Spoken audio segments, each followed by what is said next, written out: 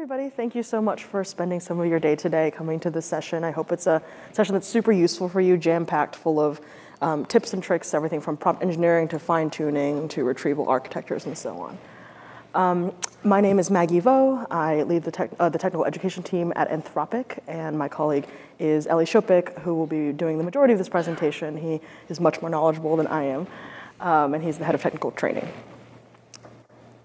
Again, pictures of our faces, I guess. So our agenda today is lightly, I'll go into an introduction about Anthropic, an overview of our latest models and what's exciting about them, including some of our latest features like computer use. Then we'll go into techniques and best practices, all sorts of things, top to bottom, prompt engineering to agents and so on. So to begin with, I'm curious, how many of you have heard of Claude? Great, love that. How many of you have used Claude? And how many of you have Claude in production somewhere?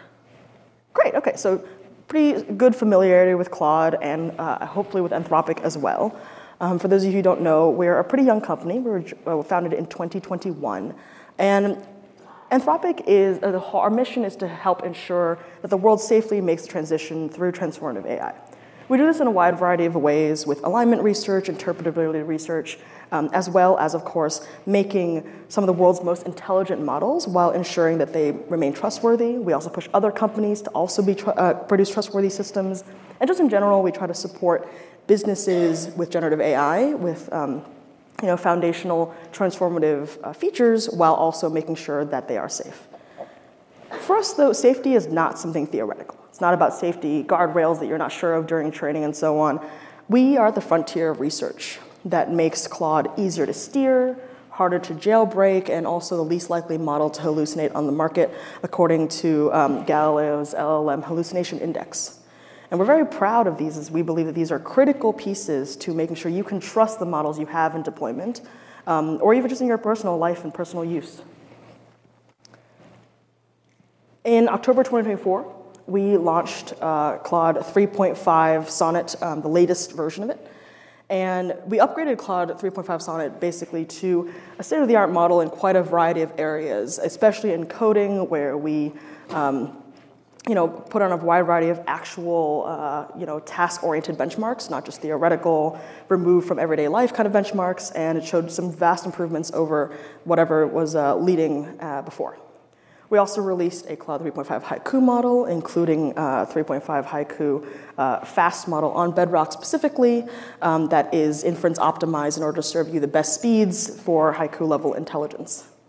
And then something that we'll talk about briefly is also computer use, which is a experimental beta feature and capability that we released with the latest Claude 3.5 Sonnet model, where Claude is able to use computer interfaces with a variety of combination of screenshots and so on. Claude can navigate around your whole computer. You don't need APIs and so on because Claude can understand the whole computer interface and start interacting with it directly. A little bit about the Claude 3.5 Sonnet model specifically. You can see some of our benchmarks here on the standard benchmarks. But I think more importantly, what's interesting is that its computer vision has been vastly improved, so it can do something like computer use and use it with greater accuracy. We trained it for strong agentic capabilities too, which is how computer use actually works. It can do much more nuanced thinking, decision-making. And also it's just gotten much better at code generation in terms of accuracy, in terms of readability, in terms of converting legacy code into modern code. All of these combine into a wide variety of use cases that I encourage you to explore and look at. Things like, as I mentioned, code generation, that's a big one, but also great visual analysis. In combination with computer use, Claude's able to do things like read Excel spreadsheets and do some analysis for you, even manipulate the spreadsheets and then do some additional, write some functions and so on to help you with financial analysis, for example. And then we've also trained Claude very well to just handle really complex queries. A lot of instructions, multi-step situations, if this, then that sorts of situations. So Claude's really able to reason in multi-step ways quite well at this point. Here's an example I want to highlight from one of our customers, Jane Street. And they're basically using Claude to scale their coding to be much more efficient. Their quality is increased. Developer productivity has vastly increased, and just the general time spent on writing PRs and improving their code base, fixing code, has vastly decreased, and we're very proud of this. Then there's Claude 3.5 Haiku, which I won't spend too much time on. It's for a similar speed to Claude 3 Haiku, but with much greater intelligence, and it's really, really good at coding as well, especially fast coding, where it is currently best in class, and it's able to beat the previous Claude 3.5 Sonnet model also on Swebench and kind of other coding benchmarks.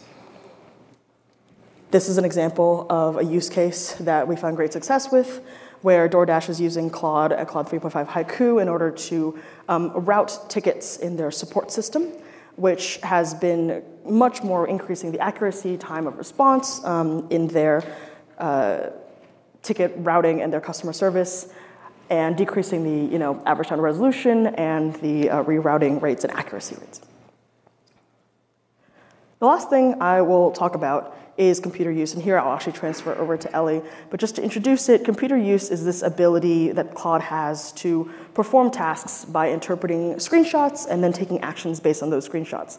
So Claude does all sorts of things now, like it can test your apps for you. As I said, it can manipulate Excel spreadsheets. You can plan vacations with Claude or ask Claude all sorts of questions that it can then go on the internet and browse and decide things. I'll pass, Ellie, if you don't mind coming up, I'll pass it here for Ellie to further explain the use cases, as well as to show you some things that computer use can do, and so on. Awesome. Thank you. Hopefully you all can hear me in a quick second when there we go, awesome. Hello everyone, my name is Ellie Shopik. I'm the head of technical training here at Anthropic, and I'm super excited to get a chance to talk to you about computer use and prompt engineering and so on. Just a quick show of hands, and I'll kind of piggyback what Maggie was saying. How many of you had a chance to check out our booth and actually see any of these demos in action? Just quick show of hands. All right, awesome. So I'm gonna do a lot to give a theoretical overview of some of these ideas. We're gonna talk about computer use, we're gonna talk about prompt engineering, we're gonna talk about RAG and tool use and fine tuning. But if you wanna actually see these in action, I definitely recommend you come check us out, because we've got plenty of demos going on in our booth. We've got a really wonderful team also to guide you through any questions you may have or any kind of technical or non-technical questions that you have. We're happy to answer. So Maggie talked a little bit about computer use, and computer use is this capability that our upgraded 3.5 Sonnet has to basically analyze a screenshot and figure out the necessary computer command to take. So what that basically means is if we give Claude a screenshot of a desktop and we give Claude a prompt, something like, I need you to go and figure out some really awesome hiking trails near Vegas because I need to see the sun, I've been at this conference for too long and I need to get outside. Claude is going to go and take a look at that screenshot, and what it's going to do is it's actually going to say something like, okay, in order to figure out the best hikes near the convention, I'm gonna go ahead and go to the browser and do that research. So I see, based on this screenshot, that the Firefox or Chrome or Safari or whatever browser you have icon is at this coordinate, and you should go and execute a click command. It's then up to you as the developer to write the code necessary to execute that click, and you can do that in your language of choice. The reference implementation that we have is in Python. Once that click happens, we then take a screenshot and feed it again to Claude. And Claude can then take a look at this and say, great, this looks like Firefox. I see that in the browser bar, we should probably type something like good hikes near Vegas and press enter. You as the developer, execute that command, repeat, repeat, repeat. That idea of giving a model some kind of tools, some kind of ability to interact with some kind of system, and then just running a loop over and over and over again is a very, very, very high-level way of explaining what an agent is. You're gonna hear this term agents and agentic workflows and so on. We're gonna talk about that in a little bit, but when you hear that term agents, an LLM, something like Claude, a set of tools, some ability to perform actions like interpreting screenshots, and then just a loop, to do it again, do it again, do it again, do it again. What's really interesting about computer use is while we are so excited about this technology, it's still relatively early. But in a short period of time, we've been able to basically double the performance and evaluation benchmarks of previous state-of-the-art models. And some of the use cases, just like Maggie mentioned, that we're exploring are in that kind of manual QA. Anytime that there's a human in the mix doing very tedious, time-intensive, and very, very laborious tasks, things like manually QAing a particular piece of software and thinking about every single interaction that might need to be taken. And instead of having to worry about all those interactions and taking them, programmatically, we can say, here, Claude, is the flow that I'd like you to go through. Here are all the permutations that I want you to analyze, and I might even miss some of them. So if there is a flow in this application or architecture that I've missed, why don't you go ahead and do that and test it for me? Take those results, write the output to some file. I'll give you an expected output. You let me know if those match. So you can think about kind of QA workflows in that particular capacity. I also want to show you a little demo. This is from a colleague of mine, Alex, who It's a wonderful, wonderful demo here just to talk a little bit about computer use with coding. So go ahead and give that video a second to play. I'm Alex. I lead developer relations at Anthropic, and today I'm going to be showing you a coding task with computer use.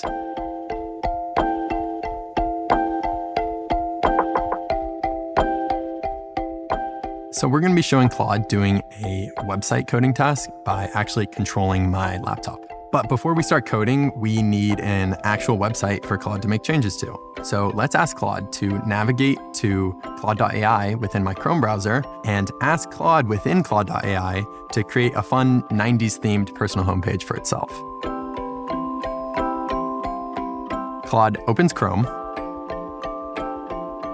searches for Claude.ai, and then types in a prompt asking the other Claude to create a personal homepage for itself.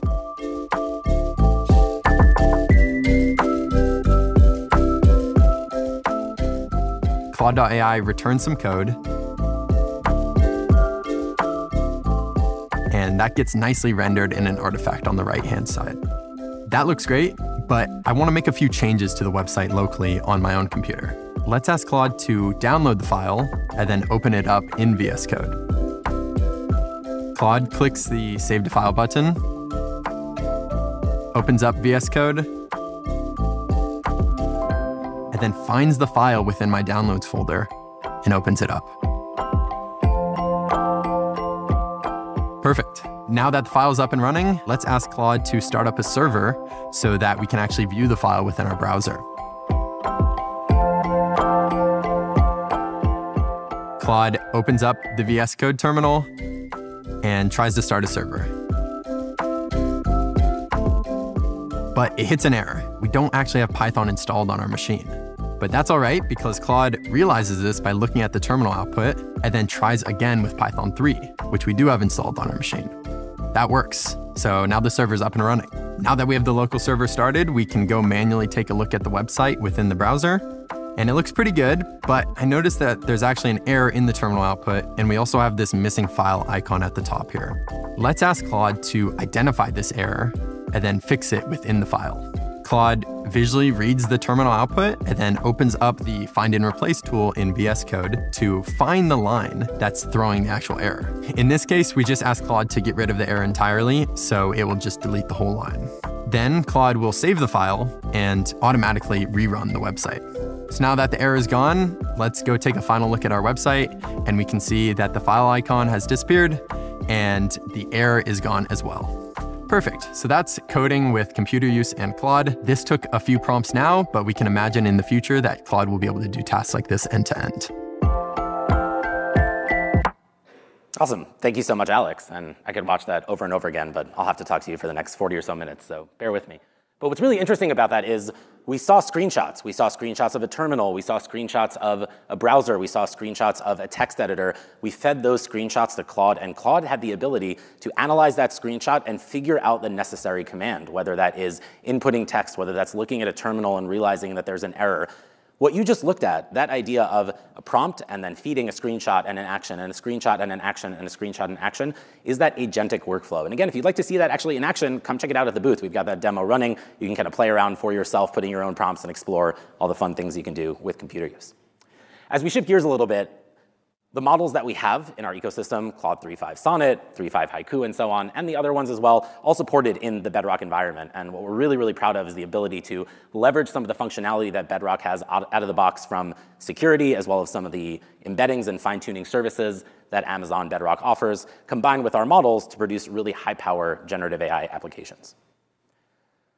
As we start thinking about some of the high-level things in the generative AI space and some of the kind of most essential building blocks for building successful applications, first thing I want to start with is the idea of prompt engineering, talking a little bit about prompting. I'm sure you're all very familiar with a prompt, and if not, I will gladly redefine it for you. Prompt is the information you pass into a large language model to get a response. When you're working with a large language model in a more conversational way, this could be something like Claude AI or just a chatbot you're working with, you have a little bit more luxury with going back and forth. Oh, you didn't really understand what I meant, so here's what I want. Or no, actually, here's what I'm looking for. Give me this kind of thing. But when you're dealing with prompts in more of an enterprise or API context, you really just have one opportunity to create a very high quality prompt that consists of your context, your data, your conversation history, examples, and so on. And many times that leads to creating prompts that look like this. And it's relatively scary. Fortunately, it's very colorful, so at least you have that part. But if you look at this, it's pretty intimidating to figure out all the parts of this and figure out what goes where. And you might be looking at this and taking a picture furiously and trying to jot it down and so on. But what's really challenging about getting these prompts ready for production is actually going from 0 to 1. Starting with this idea you have for an application. I'm going to build a classifier, I'm going to build a summarizer, and then taking that and turning it into this. Leveraging the best practices we have around where the task content goes, where the dynamic data goes, where the pre-filled response goes, and so on. So in order to solve that problem, we have a really lovely tool that we call the prompt generator. And we're firm believers that as prompt engineering grows and evolves, there's going to be a really strong combination of manual work and programmatic work.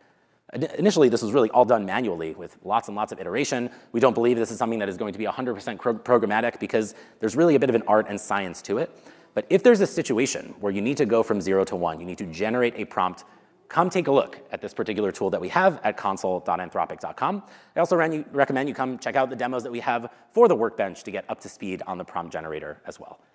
Again, this is not going to solve all of your problems. The prompt generator is a way for you to put in the task at hand and have an automatically generated prompt with best practices in mind. But again, just like with any software that is generated for you, there's still things you're going to have to go in and tweak and edit to fit your particular use case. Something that I do recommend you really think about when doing prompt engineering is really try to leverage some of the best practices you may have from software. So for those of you that are familiar with software engineering, been in the software engineering space, you're probably familiar with the idea of version control, keeping track of changes to files that you've made, edits, deletions, modifications, new file creations. Do the same with your prompts. As you have new prompts, as you iterate on prompts, you want to make sure that you're keeping track of the previous ones that you have so that you can iterate on them appropriately instead of just redoing and redoing and redoing. Again, we've got a lot of really good stuff on our docs around this, and I recommend you all take a look at the prompt generator to really get up and running with high-quality prompts. In general, some best practices that we have around prompt engineering, I'm going to show you some high-level ones, but the big three that I really want to focus on. Again, the first one's going to seem a bit simplistic, but you'd be shocked how many times this goes awry. Be clear and direct. At the end of the day, all that these models are tools for predicting the next token, the next word, the next series of text. So the more that you can give to the model, to give it some context, to have it pay attention to what it's seen before to figure out what's next, the better of a response you're going to give. I really like to draw the parallel to talking to a human as well. I want you to think of the LLM that you're working with as someone who has a very, very, very, very large, broad range of knowledge, but absolutely no idea what the task is that you want to do. It's up to you to tell the large language model what the task is at hand and explain it succinctly. What does that mean? Start with a couple high-level sentences of the role and the high-level task description. We recommend if there's dynamic data coming in, whether that's from something like retrieval augmented generation or any variables coming in, we'll talk about RAG in a little bit, put that content at the top. Make sure you've got some detailed task instructions. And then we'll talk a little bit about if your particular use case requires a little bit more in-depth explanation, examples are incredibly powerful. So be clear and direct, provide examples, and then you want to be really intentional about the process that you want the model to think through. I'm sure many of you have heard this idea of chain of thought or thinking step by step. Thinking step by step is a great start, but just like if I told you, I want you to think step by step about what's going on here, you might say, all right, I'll take a couple extra seconds and think about it. But what's even more powerful than the think step by step is actually telling Claude how to do that thinking. If you were to explain this to someone new at your company, even someone senior or an intern, how would you go ahead and think about performing that task? Really try to draw that parallel when thinking about prompt engineering. Something you're going to see quite a bit is this idea of XML tags. If you are familiar with HTML, it's a very similar kind of idea. You have an open tag and a closed tag. With XML, you can pick the name of that tag. The name of the tag does not really have any significance, but you want to be intentional about the semantic meaning for what that is. The purpose of using XML tags is to help create organization when you have a very, very large prompt. If you have a relatively short prompt, you don't need to move the needle too much with XML tags, but as your prompts get longer and longer and longer, the same way that we as humans like indentation and white space and so on, Claude likes XML tags. You can use other delimiters, other formats and so on, but we prefer XML because it's clear and token efficient. We talked a little bit about examples. When you think about providing your examples, these are essentially one of the most powerful tools you can provide because Claude is very, very good at pattern matching, especially if there's a particular format that you want Claude to adhere to.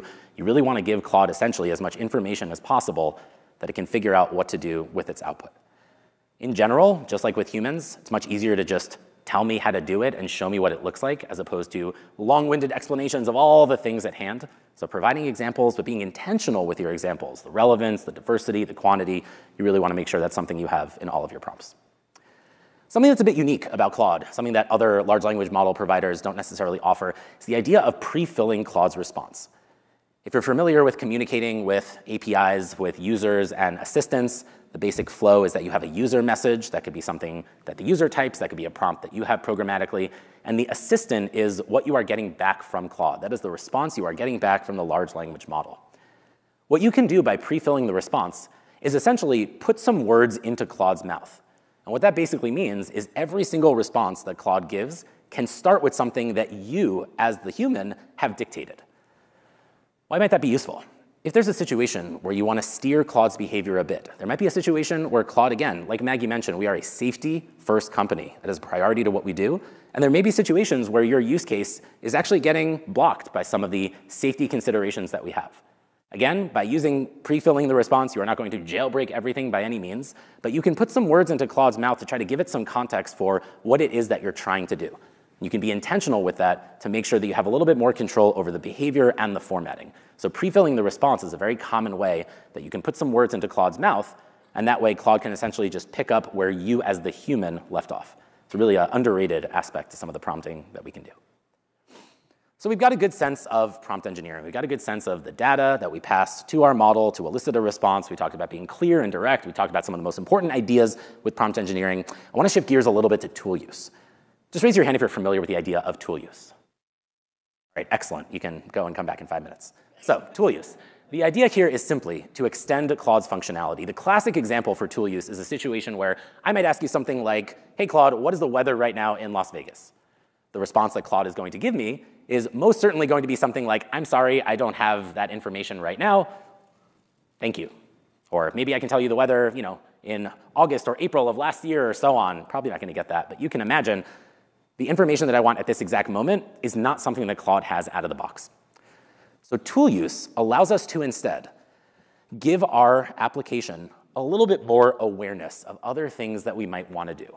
We're not going to give Claude the ability to go and find the weather and return it to us. That is not the purpose of tool use. The purpose of tool use is to simply extend Claude's capability so that instead of saying something like, I don't know what the weather is, Claude is actually going to say something like, hey, looks like you're trying to find the weather, looks like your location is Las Vegas, and since you're based in the US, I'm going to assume you want that in Fahrenheit. It's then up to the developer of the application to take that response and do what they want with it. So I'll give you an example here. You might have a prompt, what was the final score of a SF Giants game on October 28th, 2024? This is something out of the box that Claude does not know. This is past our training cutoff date. So what is Claude normally going to say? I don't know. But instead, if we give Claude a list of tools, and I'm going to show you what a tool looks like. Again, it's actually not that difficult to do, and there are many tools that can even help you generate and validate the tools that you make.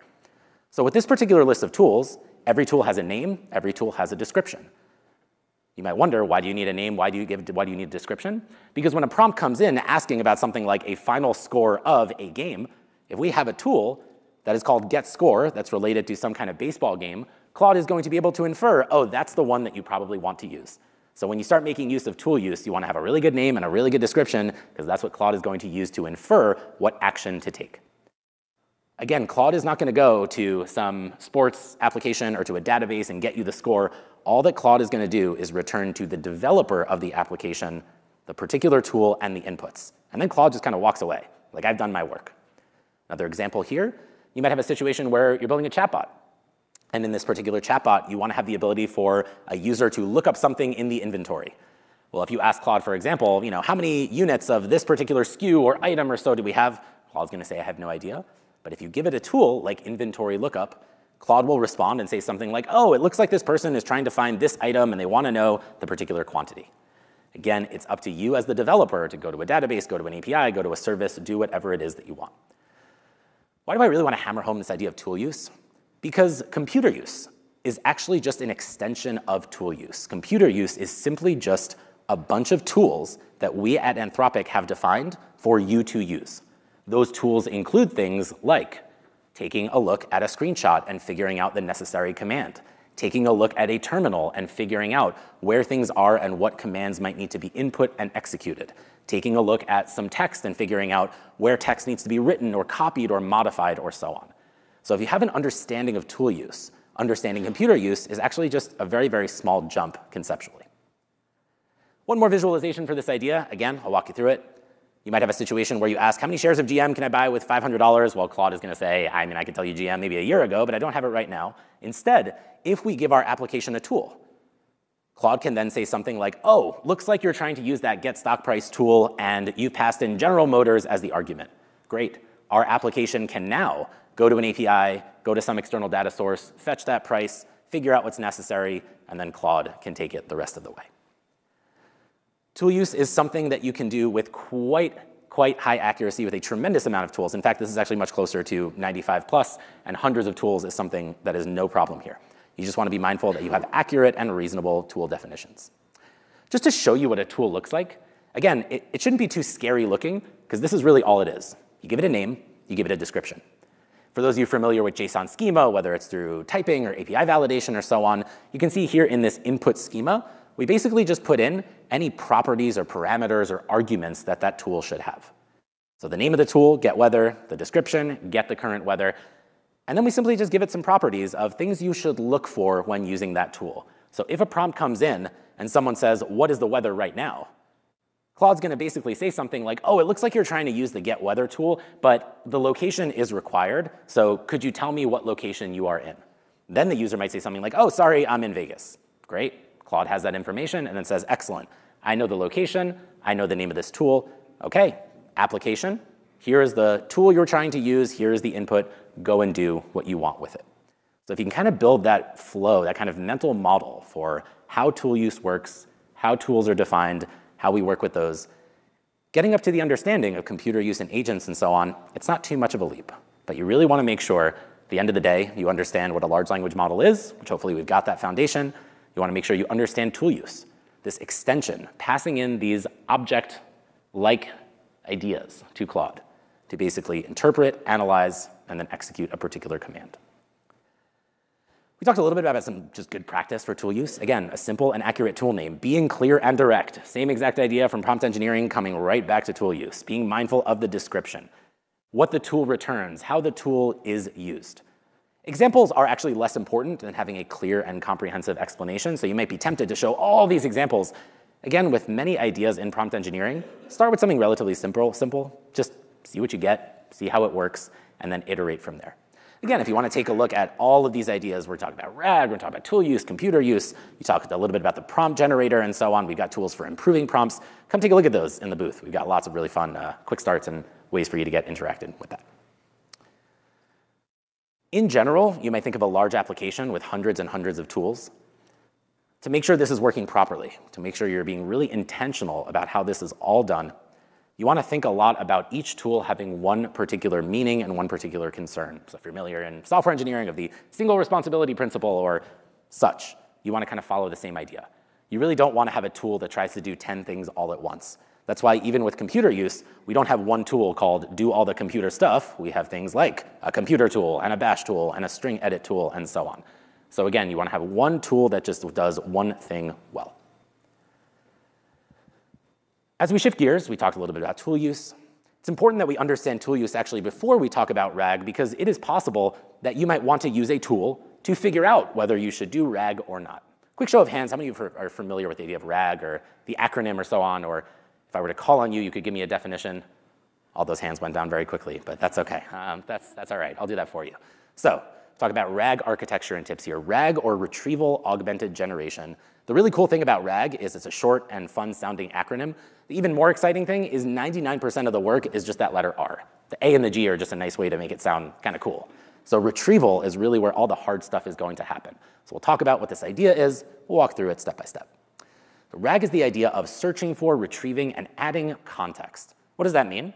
You might have data that is proprietary. You might have data internal to your company. You might have data that is past the training cutoff date, information that Claude is not aware about. You also might have lots and lots and lots and lots and lots of documents that you can't just stuff into one prompt in the context window because the context window is not big enough. So how do we augment language models with external knowledge? Well, we take that external knowledge and we put it somewhere else. We then go ahead and retrieve that external knowledge. In order to set up more of a professional grade RAG pipeline and so on, there's a little bit of work that needs to happen. This idea of pre-processing and working and chunking with your data is how this all kicks off. So I want you to imagine a situation of you have all of your company's internal documents for onboarding, new hires, and so on. You can imagine this might be 50, 100, 200, 500 pages, all kinds of things of benefits and insurance plans and all kinds of internal information that Claude is not aware of. Again, we can't take all that stuff and stuff it into a prompt and ask it questions. The context window is not big enough. So what do? We take that data and we break up all of that data into smaller chunks. This is a process very commonly called chunking. You take your data, whether it's text, whether it's image, whether it's video, whether it's audio, however it may be, and we take that data and we turn it into what's called an embedding. An embedding is just a really, really fancy way of saying a list of long numbers or floating point numbers. The purpose of this is, at the end of the day, we have to take this text and get down to numbers. That's how models work as well. We take these texts, get them down to numbers, make our way up to a bunch of probabilities, and then figure out the next token. The reason why we use these embeddings is because embeddings allow us to perform semantic or similar searches. Why do we want to do something like that? Well, let's imagine you go ahead and you take some internal Anthropic documents and they're about me. You might ask a question like, who is Eli Shopik? You might ask a question like, who is that Eli person whose last name I can't pronounce? Or who is that Eli person who does not stop talking about tool use and RAG? They're all actually the same question, but they're all somewhat similar, which means that when we go ahead and we try to retrieve documents related to whatever that may be, we can't just use an exact search. So what we do is we take our text, we break it down into embeddings. In order to do that, we make use of an embedding model, which is actually a different kind of model that instead of trying to output the next token or so on, it actually outputs a bunch of embeddings. Those embeddings, those numerical representations refer to a particular piece of meaning in a certain dimensional space. So you might have 500, 300, 2,000, 5,000 dimensions with each particular vector representing a particular part of a semantic meaning of some text. We take all that text and we store it externally. Very commonly, that is done in a vector store. So you might have heard of vector databases or so on. These are essentially data stores for all of our embeddings. Before we can do any of the retrieval and so on, we got to do that work. Very commonly, this is part of your RAG pipeline or your pre-processing part of data. This is where there's actually a decent amount of engineering and trickery that happens. How do I make sure I'm using the right embedding model for my use case? How do I make sure I'm chunking appropriately and so on? That's a lot of work. Fortunately, there are tools, especially in the Amazon Bedrock ecosystem, like Amazon Bedrock Knowledge Bases, which are wonderful tools for helping you with a lot of that work. So you could do that engineering yourself by all means, but there are also many kind of infrastructure as a service platforms to help you with that. So before we do any of that retrieval, we got to do that work, that chunking, that pre-processing, getting that stuff in a vector database. Once we've got it all in a vector database and we feel great about our embeddings, now we can start going ahead and retrieving information. And here is how that traditionally works. We might have a situation where a user asks a question, I want to get my daughter more interested in science, what kind of gifts should I get her? We then take that query, we then take that information, and we embed it. We turn it into an embedding. We turn it into a list of a bunch of floating point numbers. And then we go ahead and we take that embedding, and we go back to our vector database and we say, what similar results do I have? What similar search results do I have for that particular thing? That is the retrieval part.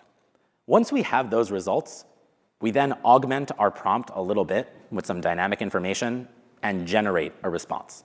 So that's the A and the G in RAG. That's the quick and easy part. But that R, that retrieval, that process of making sure that the data somewhere is living in some store where I can search by similar meanings or hybrid searches or so on, and I can get a result, that's where it gets a little bit more interesting. To give you a little bit of a visualization of this RAG architecture, and again, if you want to see this in action, come take a look in our demo booth. We got some really cool quick starts of actually RAG in application using tools like knowledge bases. We're going to take that question. We're going to embed it. We're going to turn it into that long list of floating point numbers. We're then going to go ahead and execute some kind of similarity search. That similarity search can be a variation of a couple algorithms. You might be familiar with Manhattan distance or Euclidean distance or cosine similarity or dot product. It's really just trying to find two similar points in some kind of dimensional space. Once we find those similar results, we can go ahead and take those results that we got back and augment our prompt and generate a completion. So again, that R in retrieval is really where the tricky part happens. The reason why I brought up tool use earlier is because you could imagine a situation where you ask Claude something like, who was the president of the United States in 1776? Well, Claude doesn't need to do something like, let me go ahead and embed that and go to the vector database and so on. That's something that Claude should hopefully know, and I feel pretty good about that one. So Claude's just going to give you a response. So instead of jumping to something like RAG, maybe you just want to use Claude's knowledge out of the box. This is where tool use can be very helpful. You might have a situation where a query comes in, and Claude basically tries to figure out if it knows the answer or not. And you can even, through prompt engineering, be very intentional about what it means to know or not know. And if Claude says something like, I don't know, well, then go ahead, let's go use that tool, and we probably got to go find something. Or hey, if a question comes in and it's past your knowledge cutoff date, or if a question comes in about some document that you do not understand, go ahead and use that tool. Then we'll go do all the retrieval part of things. Because you can imagine taking your data, embedding it, turning into a list, and so on. It's going to be a little bit time consuming. It's going to require some engineering and so on. So if you don't have to do that, that would be ideal. What we also see a lot with production-grade RAG pipelines is it's not as simple as just having one vector data store for one particular set of data. You can imagine a very, very large-scale system is doing quite a bit of embeddings over quite a few different kinds of databases and data stores. So depending on your particular use case, you might not just stuff everything in one vector data store. You might actually have multiple ones with multiple tools trying to figure out how to interact with your application and generate the correct completion. Another really powerful tool that I want to point you towards, and we'll talk a little bit more about this with the idea of contextual retrieval, is the idea of actually being able to use a model to rewrite your query. The classic example here is you might have some kind of customer support situation where I say something like, my username is Ellie, and I just want to let you know I am pissed. This service is terrible. I am very unhappy. I've been waiting for 3 hours to talk to a human, and all I get is this chatbot. I am feeling miserable. At the end of the day, what we really need to do is just look up Ellie. So can we, instead of taking all that data and all that frustration that Ellie has, maybe we'll handle that in a different way, instead of taking that and embedding it and trying to find similar searches to a frustrated customer, can we instead rewrite the query just to focus on the information that we need? This is very commonly done by kind of throwing a smaller model that can do a little bit more of that classification or rewriting to essentially get you better results. So with RAG, with these ideas of RAG pipelines and so on, there's so much complexity that you can start throwing on top. But my goal here for this session is just to make sure you have at a high level an understanding of what it is, how it works, and why you might want to use it for your particular use case. When you think about that chunking process, we talked a bit about breaking your data into smaller sections. I want to point you towards this format that we recommend. And again, you can take a look at our documentation for more examples of this. But what's really important when you break up your data is that you give it some kind of metadata so that we can search for it not only by the information, but also retrieve some metadata. So you can see up here, we have this documents tag, and inside we have a document subtag with an index of 1. Those kind of attributes that we're adding here, you can treat as metadata or higher level information about the particular document. That can be very helpful when doing retrieval to get things like information aside from the source that I might want to know, some unique identifier, maybe the author of that particular piece or such. In your prompt, you can then refer to those by their indice or their metadata for that kind of filtering. So you'll see ideas around metadata filtering as well to improve general retrieval performance. What's really interesting about RAG, I would say at this point, is it is not going anywhere, but it is constantly evolving. The first thing that I want to talk about that is really kind of leading us to a slight change in the way that we think about RAG is a tool that we have had in our first-party API, but that we actually just released with Amazon Bedrock, and that is the idea of prompt caching. Prompt caching is the idea of, instead of taking some document and putting it in your prompt, and then on each conversation we got to generate all the tokens again for that particular document, that's going to get a little expensive, that's going to be a bit time consuming. Can we instead explicitly say, I'm going to give you these documents, I want you to cache these documents. They are not going to change, these are static pieces of information. And then on all subsequent prompts, don't go ahead and regenerate all the tokens for that, just find them in the cache. If you're familiar with caching with any kind of architecture, it's a very similar kind of idea. Find and store this information in a quick retrieval process because it is not going to change anytime soon. Why is this meaningful with RAG?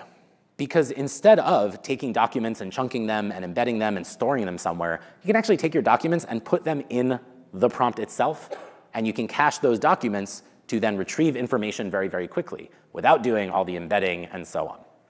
Obviously, context window size is going to take play here, so if you have a lot of documents, you still can't do that. But at the same time, context windows are vastly improving in size. Compared to where we were 6 months ago, a year ago, 2 years ago, we are nearing worlds where we will have millions, tens of millions of tokens in context windows. So when you think about combining prompt caching, taking a tremendous amount of your documents, caching them, and then leveraging a very, very large context window, you can potentially avoid the need for having to do that chunking and so on. So right now, if your data is of a medium size, you really got to jump to RAG. If your data is of a large size, you've got to jump to RAG. Even a smaller size, depending on what you're working with. Can we instead, as we start to see prompt caching get more and more widespread, as we start to get context windows that are even larger, can we start to shift that a little bit towards not jumping for RAG, not needing to worry about these massive pipelines and infrastructure, and instead just putting that in the context of the prompt?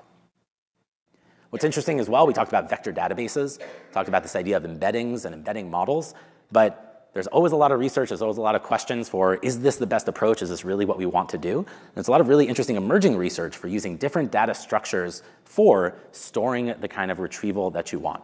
So instead of using a vector database, a list of large floating point numbers, can we instead use a different data structure like a graph?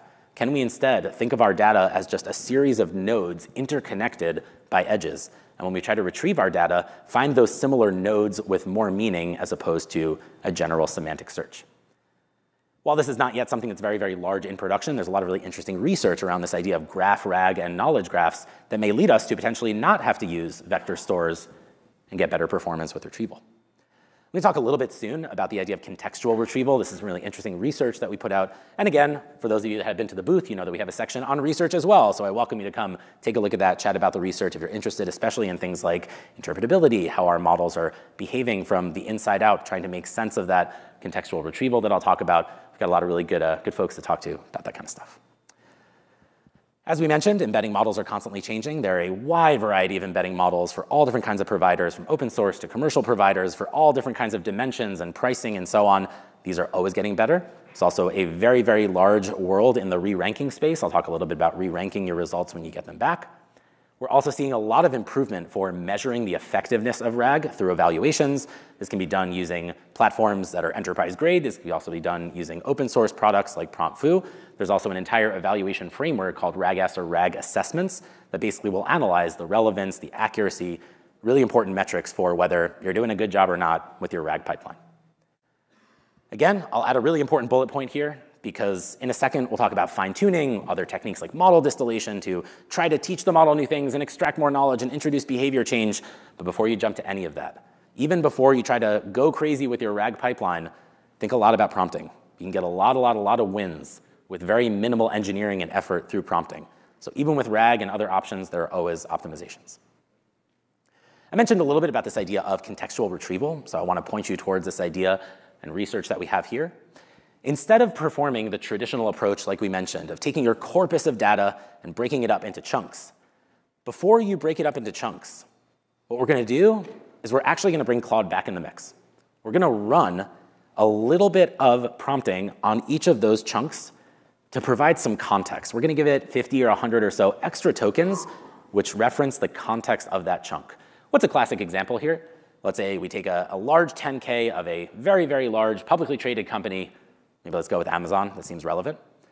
And we go ahead and we take our giant 10K and we go ahead and we chunk it, and one of the sections in that chunk is something like revenue increased 37% while costs decreased by 12% and operating income was up 63%. Seems like a reasonable thing we can chunk.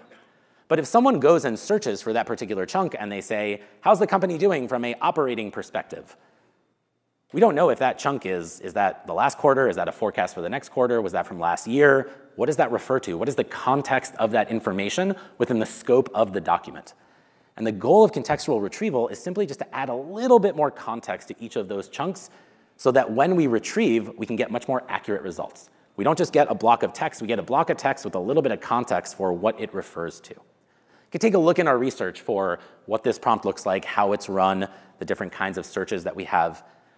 You can also see here that instead of just using an embedding model, we're actually doing what's called a hybrid search, so that we're performing the semantic search, but we're also performing other popular kinds of searches, a very common one called BM25 or Best Match 25. It's kind of that TF-IDF similarity search right there. So when performing these kinds of large RAG pipelines and pre-processing, we think a lot about not only what we're going to store, but also how we're going to retrieve.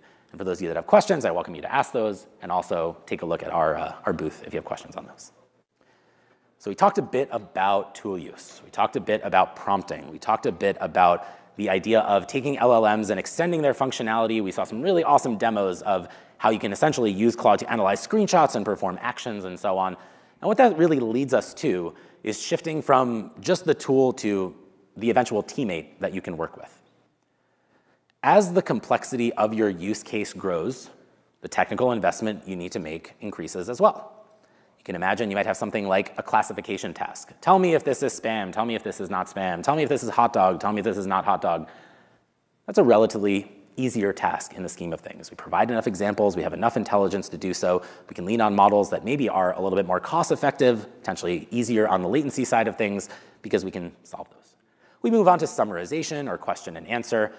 But the second that we really start to stretch our imagination to what we can do with these tools, like models taking independent actions on their own, models being given a task, and then models required to plan out an action, remember previous actions with some kind of memory, course correct when things go wrong, make use of a wide variety of tools, follow very complex flows of instruction, that's where we really start to shift things more towards this idea of agents. What is an agent? What is an LLM agent? It's a system that combines large language models with the ability to take actions in the real world or digital environments. And what do they include? What we have right here. I'll give you the very high-level definition, and then we'll talk about some of the diagrams with a bit more interest. At the end of the day, I want you to think of an agent as just three things. A model, in this case, Claude 3.5 Sonnet, a bunch of tools or functions that the agent can use. I'm going to give you a tool like the ability to search the web. I'm going to give you a tool like the ability to analyze a screenshot. I'm going to give you a tool like the ability to take a look at the terminal and figure out what command to pass in. And then we're going to go ahead and give it a goal. And then we're just going to let it go. What do we mean by let it go? Essentially, if you're familiar with Python, if you look at our computer reference documentation, it's while true. It's an infinite loop. Go ahead and take the next bit of data and execute on it. Take the next bit of data, execute on it. Take the next bit of data, execute on it again and again and again and again. So I'm going to give you the goal of trying to find something. It's probably going to require 5, 10, 15, 20 steps. And just like a human would, the human would probably plan, what do I need to do? I'm probably going to have to open up the browser and search for something, and then I'm going to go ahead and cross-reference that with something that I have in a document, and then I'm going to take that information and I'll email it to someone, and then maybe I'll go ahead and go back to my text editor and make that change and push that up to GitHub and submit a pull request and then communicate with my team lead about the change I made. These are all things that when I say it very quickly, you're like, oh, wow, that's a lot, but think about what we do every day. Many, many different kinds of tasks, very, very quickly, all in sequence. We have the ability to plan out what we want to do. We have the tools at our disposal, or at least Claude and the internet, to figure out the tools that we need, and we have the memory to remember what needs to be done. When you think about agents and agentic workflows, it's really just an extension of all the things you've seen before. It's an extension of tool use. It's an extension of prompting. It's combining those together to perform tasks just like we do in the real world. Instead of a single task, instead of a single turn, we're talking about longer multi-turn examples. I really like this slide because it drives a strong analogy for those of you familiar with building web applications, essentially what it looks like with building agents. The same way that you might start with building a static page, you might have some HTML, some CSS, some JavaScript. In the context of an agent, that's a pretty straightforward conversation.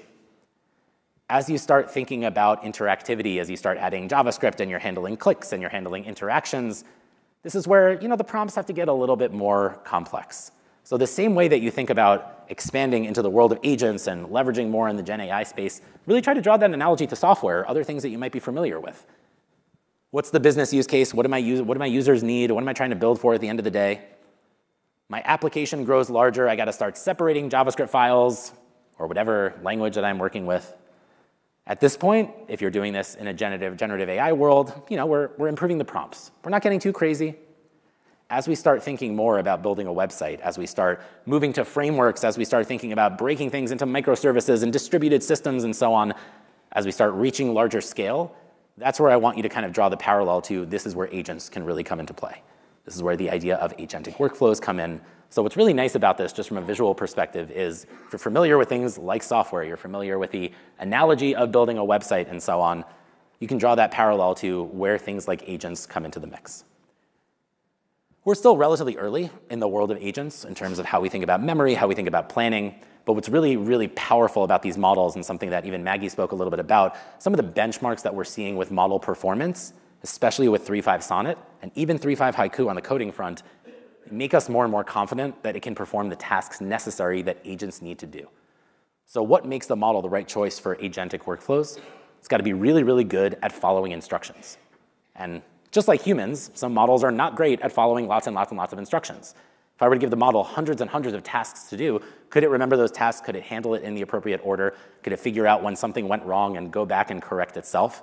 So what's really exciting about this kind of agentic workflow and situation that we're in is that we're also starting to develop benchmarks that can really determine the effectiveness of these models.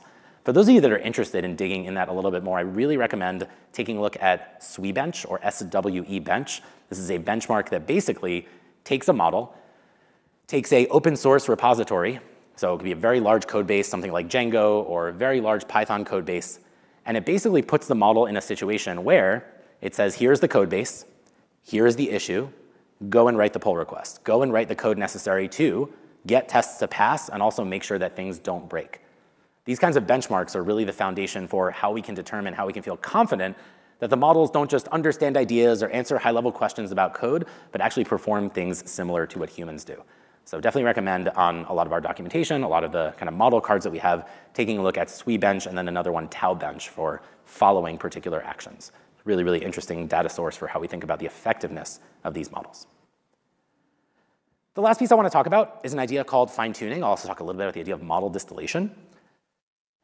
We're in a situation where prompting is not getting us where we need to go. RAG is not getting us where we need to go.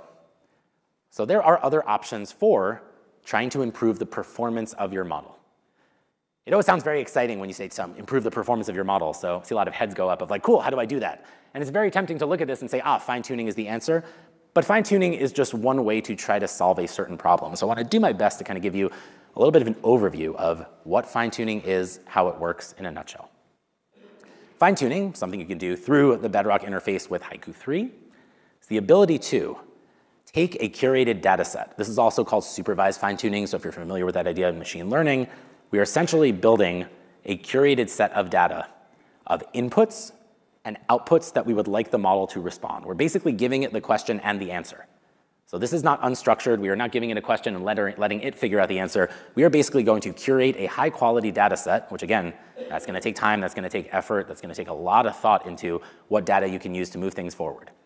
And what we're going to do is we're going to take that long, long, long list of inputs and outputs, and we essentially are going to take our base model, this could be something like Haiku 3, and we're going to go ahead and run that data through a training set using hardware. This could be some of the hardware that Amazon provides. And we're going to go ahead and we're going to come out with a custom model. So what we're actually going to do is update the underlying weights of the model. And in the context of fine-tuning, there are many different kinds of aspects for updating certain kinds of weights or parameter-efficient weights and so on. But what we're actually doing is updating the underlying model weights to then produce a custom model. We then evaluate that custom model and hope that it does better at a particular task. The thing you want to be really careful of with fine-tuning, just looking at all of these, data is really hard to come by that's high quality. You can introduce data to your model and your model can become worse. So fine-tuning is not a guarantee everything gets better right away. That's why we have an applied AI team that focuses strictly on fine-tuning at our company. You want to be mindful of the model that you're working with. You use Haiku 3 and then another model comes out that is far more intelligent and then all of a sudden you have a custom model and you can't just undo this. So the math right here doesn't really allow for subtraction or undoing. Once you go ahead and you run that training and you spend the money and the compute, you got that custom model. You can go ahead and do this over and over again, but this is not a reversible decision. When should you consider something like fine-tuning? The most common use case I want you to think about with fine-tuning is introducing behavior change. You want to follow a specific kind of schema. You want to follow a particular kind of format. People always like to give the analogy of talk like a pirate. But I want you to think of that for a particular use case. You want the model to output things in a certain format. You want the model to be a little bit more constrained with how it calls APIs or references particular documents. This is where you're going to find more likelihood with fine-tuning. Again, you're going to see that RAG is also a very viable option for a couple of these other tasks, especially the latter ones that I'll talk about in a second. But just remember the trade-offs here. There are many situations where you have RAG and fine-tuning. But when you think about RAG, that is something that you can iterate on. That's something that you can change with your pipeline. When you're dealing with prompting, that's also something you can constantly iterate on over and over again. It's also why we push a lot of our customers many times to first focus on the prompt. What can we improve in the prompt? What can we change in the prompt? What best practices are missing from the prompt? Does the prompt even make sense? That's where we want to really start thinking about things. If you're trying to teach the model new knowledge, you're trying to teach the model something brand new, and then you hope that from that knowledge, it can learn other things and expand its knowledge, that is not very, very likely with fine-tuning.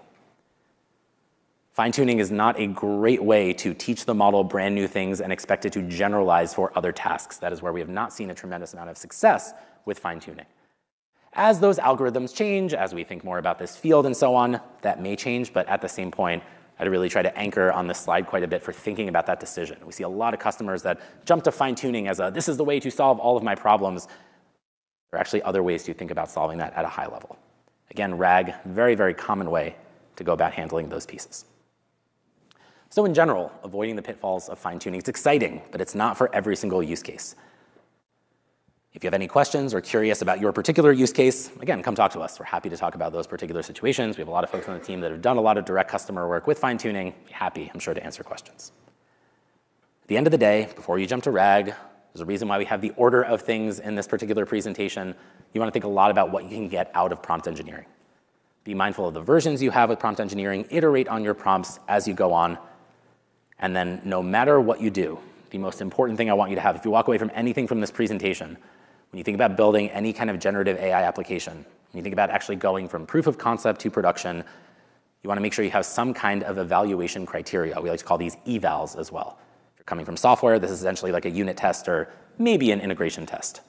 You want to make sure that you have some kind of way in your application of benchmarking the performance of the model, of the prompt, of the fine-tuning, of the RAG pipeline. If you have no way of doing that, then prompt engineering and this entire ecosystem just kind of becomes an art and not a science. So no matter what you're doing, it is mission critical to make sure that when you're building these applications, you are using some kind of benchmarking or evaluation suite. Amazon Bedrock provides that. Many open source libraries and companies provide that as well. But just like you wouldn't develop software that is mission critical or software in production without any kind of testing, you want to make sure you have that as well. So do you have an evaluation with a success criteria? Whether it's just for fine-tuning or RAG or so on, it's really one of the most important pieces that you can do. Have you tried prompt engineering? Determine if you have a baseline with that prompt engineering. And again, make sure you have evaluations so that you're really getting as much as you possibly can out of the prompt. We see with a lot of customers, not having a robust enough evaluation suite basically just means we're kind of starting from scratch. We're building on a house of cards. The last part with fine-tuning, again, like we mentioned, it's irreversible, and when you think about the data you need to curate, the amount of data that you need, that's where things are going to get a little bit trickier. So how do you plan to build that fine-tuning data set? Got a couple minutes left. I just want to wrap up with all the things that we've seen here, because it's a lot of information, but at the end of the day, my goal is to give you a bit of a foundation here. That's what I hope we have. We talked a bit about tool use, talked a bit about computer use, this idea of extending Claude's capabilities, Claude's functionality, just by providing some tools. What are tools? Just these objects, these key value pairs. We give it a name, we give it some kind of description, and we provide the necessary arguments or parameters that that particular tool needs. We then let Claude do the rest of the work. If a prompt comes in, Claude says, looks like someone's trying to use that tool. Again, you're going to hear a lot of things like Claude controls the computer and so on. Claude itself is not moving the mouse and clicking and opening and closing and executing commands. All that Claude is doing is taking in some screenshot, interpreting the necessary command, and then there is underlying code that a developer writes to go ahead and execute that code necessary. So tool use and computer use. It's a really, really interesting and powerful way to achieve all these new and interesting use cases. But at the end of the day, from a conceptual standpoint, it's not something that should appear terribly intimidating. We talked a little bit about RAG, retrieving data externally, talked about that pre-processing side of things, breaking up our data into chunks, embedding. We also talked about some of the other interesting ideas in this ecosystem, from prompt caching to contextual retrieval and so on. You're welcome to dig into that research. Finally, wrapped up quite a bit with fine-tuning. So we got a lot of information coming out here. Again, I just want to say thank you all so much for giving me some time. Happy to answer questions. Stick around for a little bit. And have a wonderful reInvent, everyone. Thank you all so much.